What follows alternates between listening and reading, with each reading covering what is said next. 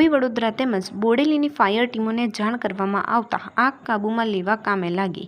મહદ અંશે પેપર પુઠ્ઠાનો સળસામાન આગની ચપેટમાં આવ્યો હોય જોતજોતામાં આગે ભીષણ સ્વરૂપ લીધું. પવનની ગતિના કારણે આગ વધુ તેજ બની હતી. આગ લાગવાનું કારણ હજી અકબંધ છે. કેટલા લાખનું નુકસાન થયું છે તે જાણવા મળ્યું નથી અને આગની ઘટનામાં કોઈ જાનહાનિ થઈ નથીનું જાણવા મળે છે.